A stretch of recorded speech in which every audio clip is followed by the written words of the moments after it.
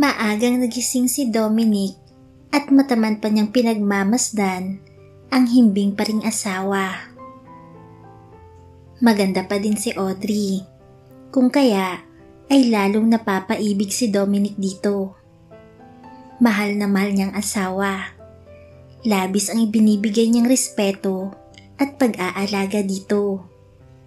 Isinusumpa niyang walang sino man ang pwede pang umapi at manakit kay Audrey. Malaki ang kanyang tiwala sa asawa. Lahat ng mga mamahaling bagay ay naibigay na niya. Kung saang-saang lupalop na rin ng mundo sila umabot. Masyado ng maraming bansa silang napuntahang dalawa. Mahigit 8 buwan na rin silang kasal. At kung may hihilingin pa siya ngayon, iyon ay ang magkaroon na sila ng supling upang matawag na rin silang pamilya. Nagpatingin na rin silang dalawa sa manggagamot at wala naman silang diferensya. Kaya ang iniisip ni Dominic ay baka lang di pa pinagkaloob ng Diyos upang magkaroon sila ng anak.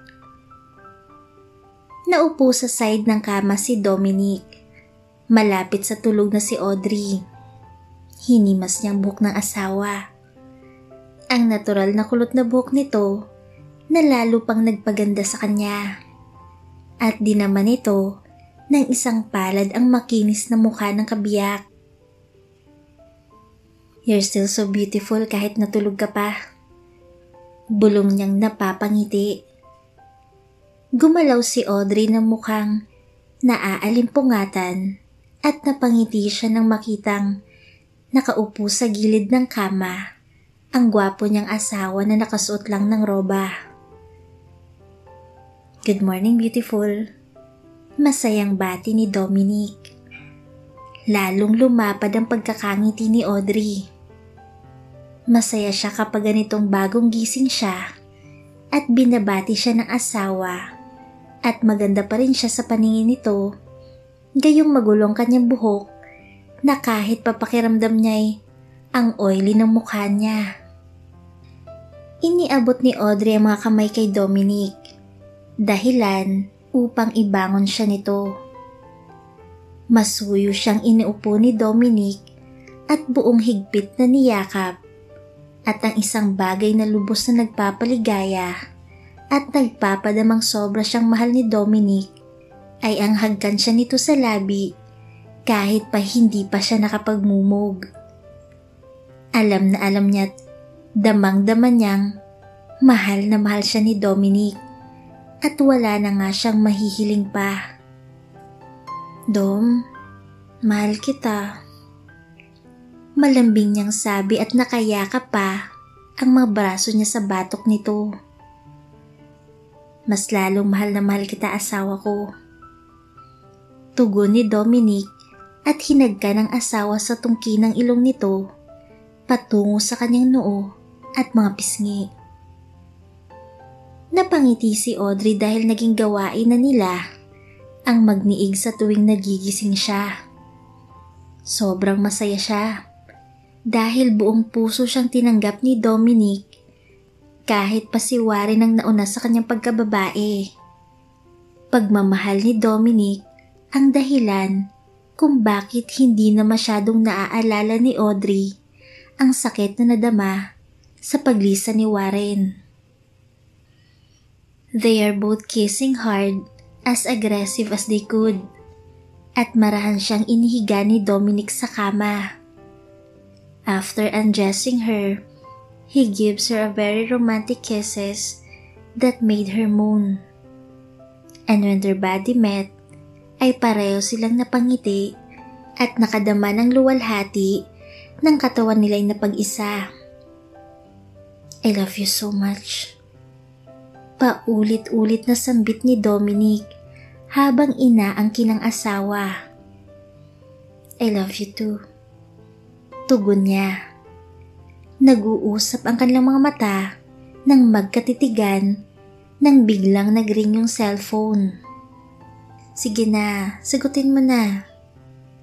Nakangiting sabi ni Audrey at marahang itinulak palayo sa katawan niya ang kabiyak. Sumunod naman si Dominic at tinanggap ang tawag. Naupo siya sa gilid ng kama nang makabangon. "Lester," tugon ni Dominic sa kanyang assistant. "Sir Dom, may aberyang nangyari sa transaksyon natin ng mga spare parts ng mga sasakyan dito sa Subic," sabi ni Lester. "Ano? Paano nangyari yun? Hindi ba ninyo sinuring mabuti ang mga sasakyan?" tanong ni Dom. "Sir, we need you here immediately. Nagpaliwanag na kami kina Mr. Park, pero ikaw yung gusto niyang makausap eh," sabi ni Lester. "Oh sige, I'll be there. Tatawagan kita mamaya," sabi ni Dominic at pinindot na ang end call button. Humarap siya sa asawang nagsusuot na ng mga damit. "Sweetheart, aalis ako tungong Subic. But I promise you, I'll take my dinner with you tonight," sabi ni Dominic. "Dom, ayos lang. Basta't mag-iingat ka doon ha. Kundi sana darating ang kapatid mo'y sasama na ako sa'yo," sabi niya. "O nga pala," sabi ni Dominic nang maalala ang kapatid na paparating mamaya. Tumayo si Audrey at ikinuha ng damit na panlakad si Dominic sa closet. Planchado na ang mga iyon at nasa hanger, nakasabit. "I'll miss you," ani ni Dominic habang nagbibihis. Nakangiting itinatali ni Audrey ang korbata ng asawa sa suot nito. "Mamimiss din kita. Basta bumalik ka kaagad ah," lambing niya. "Oo naman, babalik agad ako. Basta promise me one thing. Huwag mong papagurin ang sarili mo. You can take Tanya and breaks out to unwind. Basta't mag-relax ka lang," bili ni Dominic nang matapos magsuot ng leather shoes. "Opo, pangako po," anyang nakataas pa ang isang kamay. Natawa si Dominic at inakbayan na niya si Audrey palabas ng silid nila at tinungo ng garahe. "I'll call you once in a while, okay?" sabi ni Dom. "Mag-iingat ka, asawa ko," masuyong sabi ni Audrey at niyakap ang asawa. Yumakap din si Dominic sa kanya at humalik na saka sumakay ng kotse niya. Kumaway pa ito bago tuluyang umalis. Nadatna ni Audrey na nagsiswimming ang mga kapatid niya sa pool. "Hi ate!" Duwit na bati ni Tanya at Brick sa kanya. Lumapit na si Audrey sa kanila. "Ang aga niyo naman yata dyan. Di ba kayo nilalamig?" sabi nito. "Ate, mag-aalas 10 na kaya?"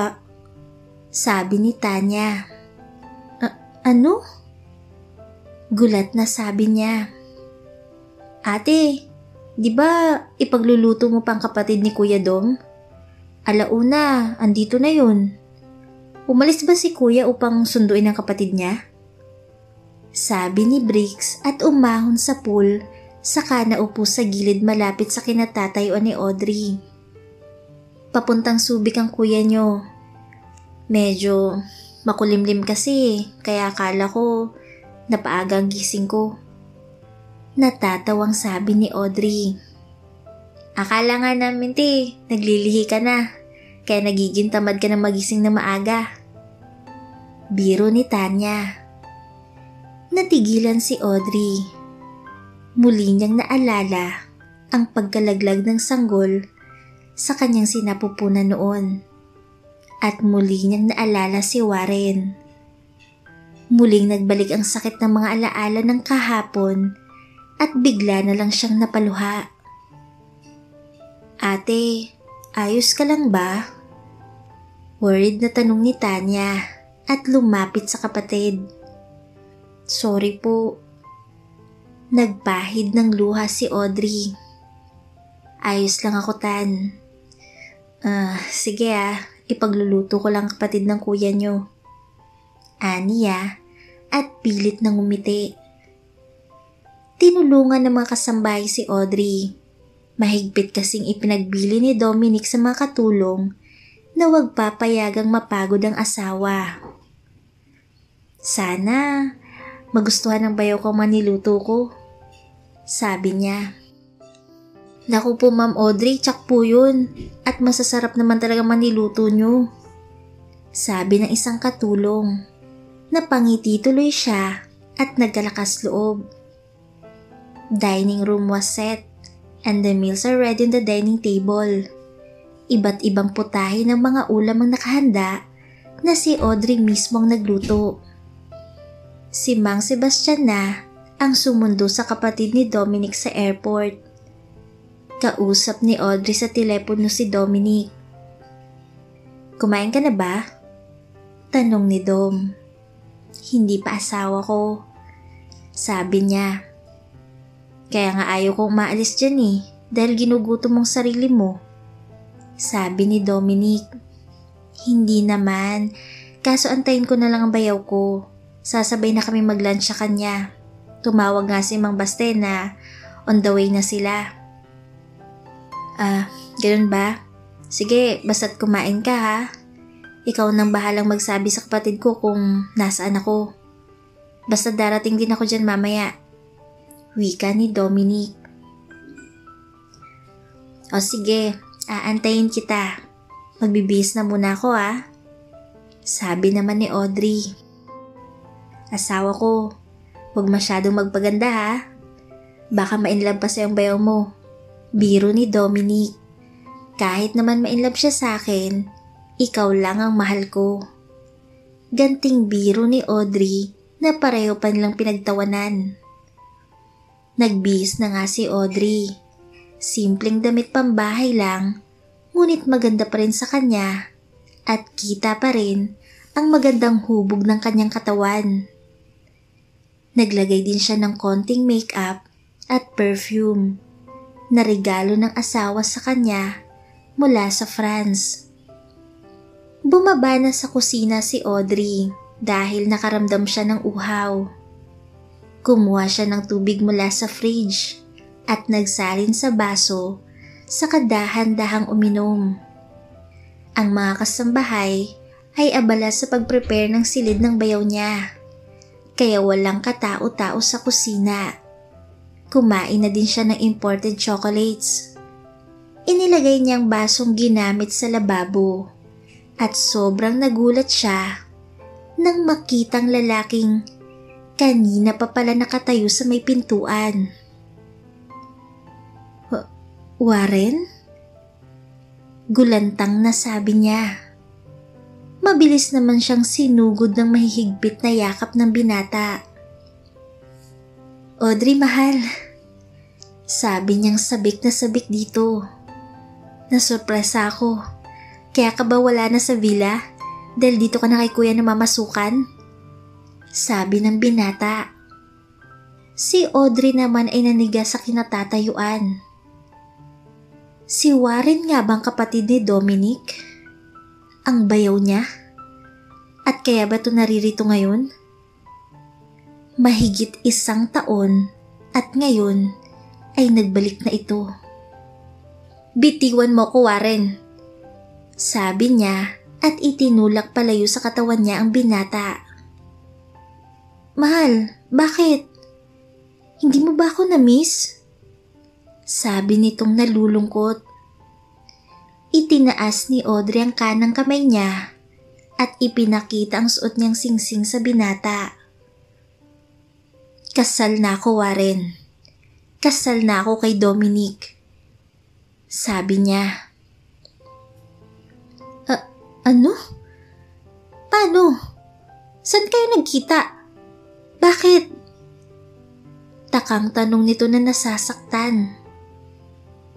Tapos na ang lahat sa atin noon. Excuse me. Sabi ni Audrey at akmang tatalikod sa binata. Agad naman siyang hinawakan ni Warren na mahigpit sa magkabilang braso. Audrey, mahal pa rin kita at nangako ko sa'yong babalikan kita. Sabi mo maghihintay ka. Sabi mo mahal mo rin ako. Ani ni Warren. Mahigit 1 taon kang wala, Warren. Masyadong maraming nangyari. Pakiramdam ko niloko mo ko at iniwan sa ere matapos mong kunin ang lahat sa akin. Sumbat niya dito dahil halo-halong emosyon ang nadama niya. Pananabik at tuwa nang muling nakita ang binata.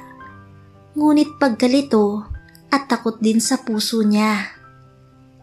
Mahal siya ni Dominic at alam niyang mahal niya rin ang asawa. Pero bakit ngayon gusto niyang magpakulong sa mga bisig ni Warren? Bakit gusto niya itong yakapin? Bakit?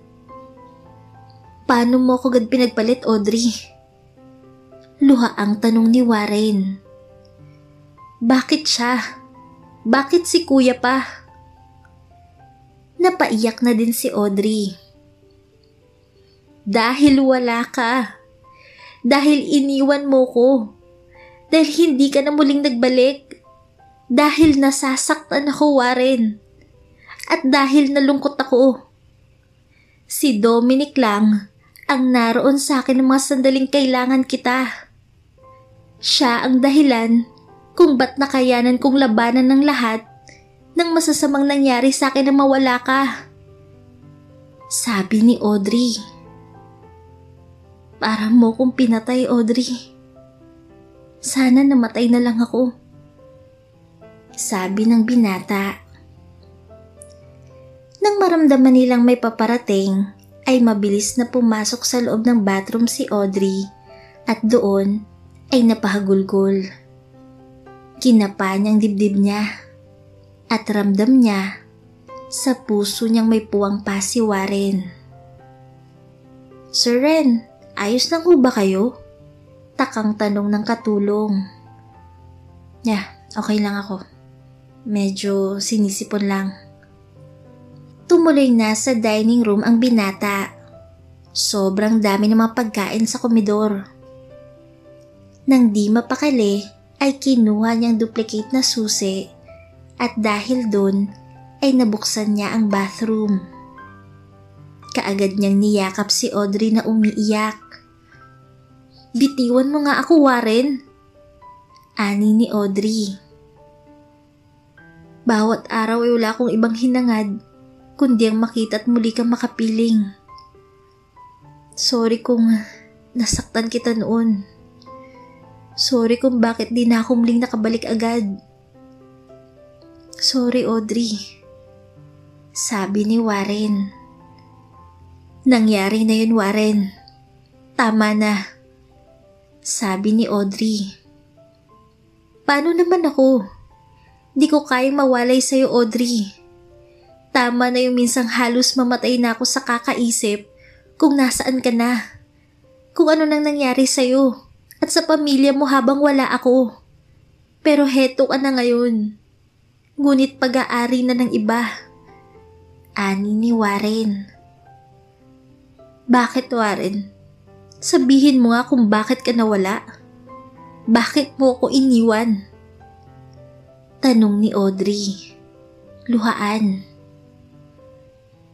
Dahil nagkasakit ako. Dahil muntik na akong namatay noon. Sabi ni Warren. Natigilan si Audrey. Ngunit nakinig siya sa lahat ng mga sinabi nito.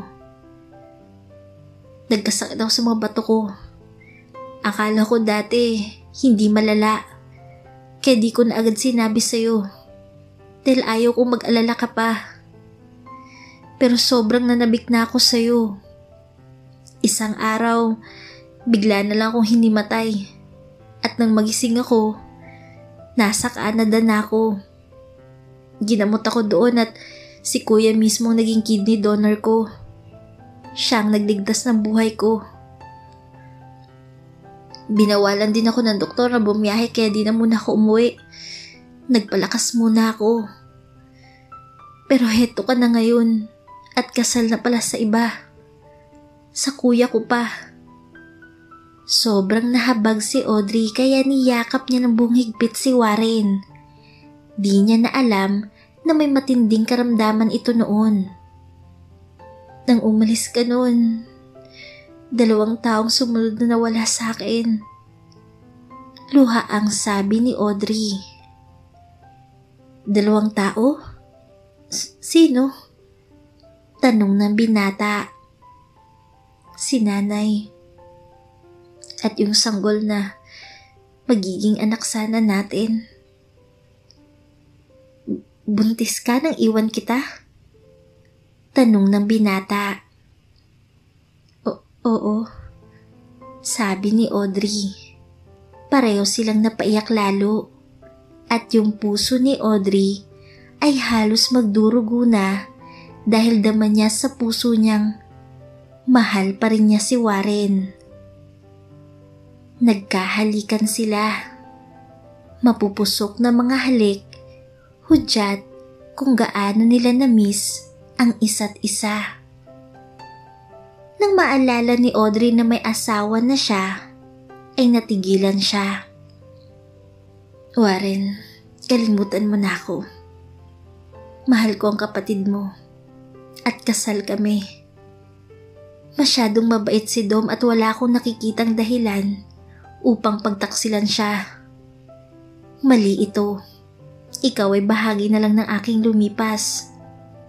Sabi niya at itinulak niya si Warren. Una kang naging akin, Audrey, at hindi kasalanan kung binabawi na kita. Narito na ako at alam kong walang sino man ang makakapantay sa pag-ibig natin. Walang tama at mali sa pag-ibig at kasalanan ang pilit na magtimpi sa tunay na sigaw ng ating madamdamin. Sabi ni Warren. Kaya lalong naging mapusok sila sa halikan. Isang halikang matagal nila parehong pinananabikan. Mahal pa rin kita, mahal. Sabi ng binata. At sandali niyang pinakawala ng dalaga at sumilip sa labas ng bathroom. Nang matiyak niyang wala ng tao, ay nagmadali siyang iakyat ang dalaga patungo sa kanyang silid, malapit sa master's bedroom. At doon ay nagpatuloy silang nagpadama ng init ng pagmamahal na parati nilang pinagsasaluhan noon. Ang klase ng init na kahit minsay di nadama ni Audrey sa piling ni Dominic. Oo, minahal niyang asawa. At ngayon na pagtanto niyang mas mahal niya si Warren. Alam niyang kasalanan ng magtaksil. Alam niyang mali. Pero mas mali kung titiisin niyang tunay na tawag ng pag-ibig. Ang langit sa piling ni Warren. Ang bawat haplos at yakap ni Warren. Ang bawat init ng mahalik nito.